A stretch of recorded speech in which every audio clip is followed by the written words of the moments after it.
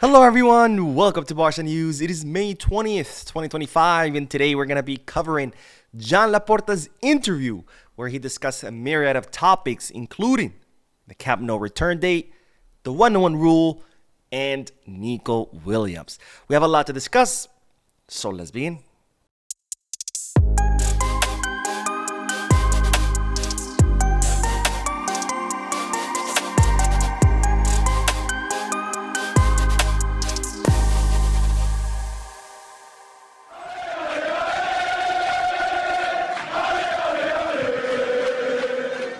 Hello everyone, welcome to the channel. My name is Mo, and today we're gonna be discussing Joan Laporta's interview where he discussed several topics, many topics. We're not gonna cover all of them. We're only gonna cover the most important ones, starting with the return to the Spotify Camp Nou, our home stadium. Now, this is what the Barcelona president had to say. If nothing unexpected happens, we'll be at the new Spotify Camp Nou next season. If everything goes well, we'll do a test at the Gumper Stadium.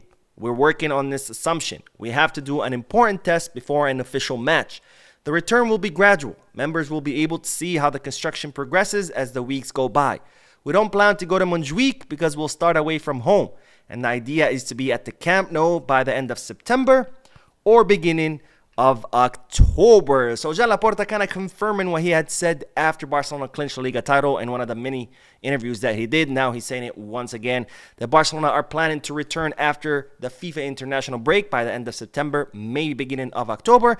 And now he added a new bit of news, which is that Barcelona are planning to play the Joan Gumper trophy. Of course, that's the trophy that Barcelona always plays at the end of the preseason. It's the last match before the kickoff of the official La Liga season, and saying that the Joan Gumper trophy will be played at the Camp Nou, kind of like as a test run for the beginning of the season. Now, of course, as I've said before, I wish and I hope that Barcelona do return by the end of September, but I'd rather wait and see because, after all, we've been given so many dates of return and none of them have been met. So let's hope and pray and wish that we return by then, but I am not 100% sure that that's going to happen. I'm definitely not 100% sure that the Joan Gumper match will be played at the Camp Nou because at the end of the day, the Joan Gumper trophy is usually played around middle of August, and Barcelona have already requested from La Liga that the first 3 matches of La Liga season be played away. So if the stadium is not going to be ready for those matches, I don't see how it will be ready for the Joan Gumper trophy, which is before those matches. But again, hopefully I'm wrong. Hopefully we'll be back by then.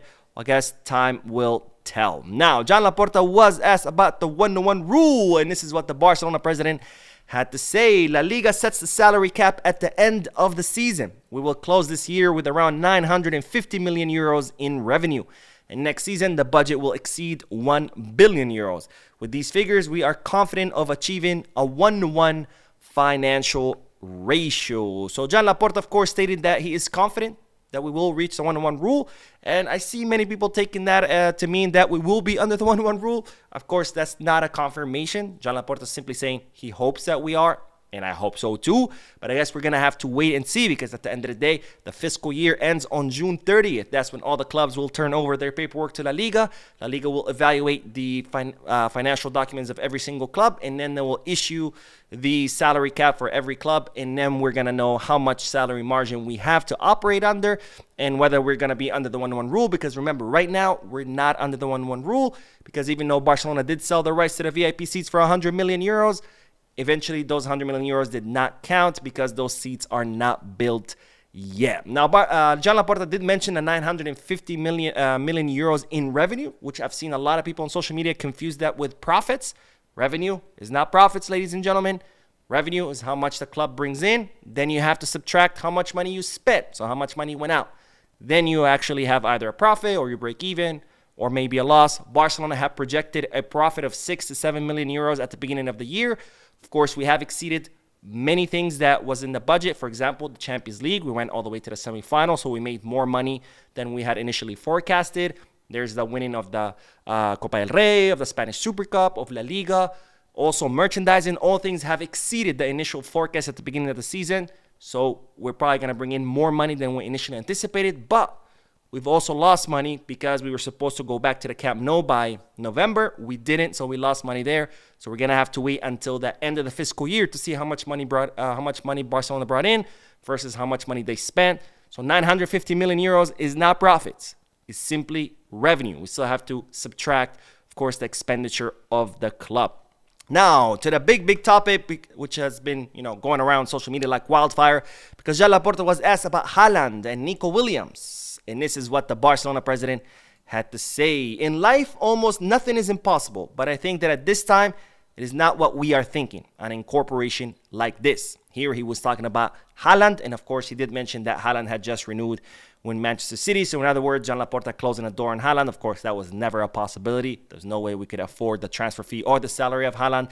But then comes the big one, where Joan Laporta discusses Nico Williams and says Nico Williams was one of the candidates last season, but we decided to go for Olmo. And at the moment, other options are being considered. So a lot of people have taken this to mean that Joan Laporta has completely closed the door on Nico Williams, and I don't see it that way.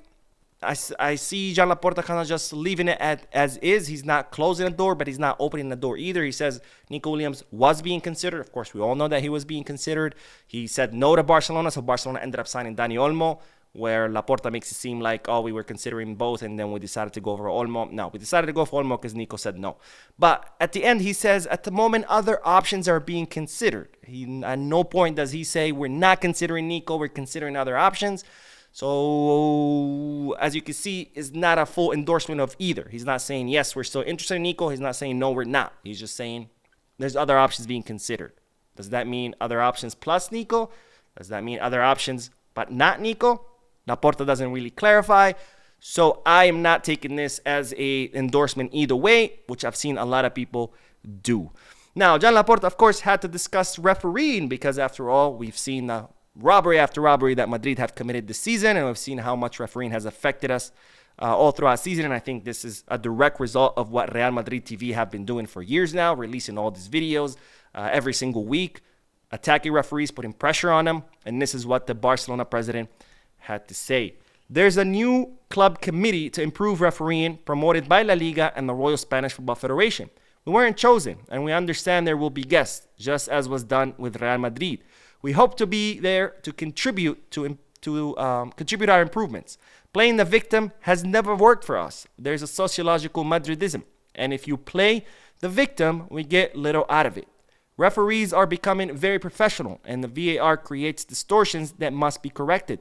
Despite an international smear campaign with the Negreira case, which after going through the courts has been shown to have resulted in nothing and will surely end in an acquittal, the cases of destabilization have been fierce. I prefer not to talk about Real Madrid. Let everyone develop their own strategies to win. Ours is football, football, football. And in the offices and hallways, we criticize constructively. Barca must be better historically to win titles, and the current one is an example. So lots to break down here. First, Laporta saying that, playing the victim card has never worked for Barcelona, and I agree with this.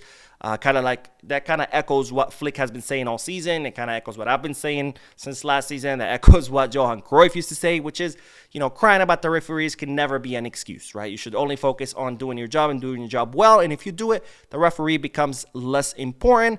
And so I do agree in that regard. But let's not forget, Joan Laporta did a lot of crying last season. So I'm glad he has switched over to not participating in that.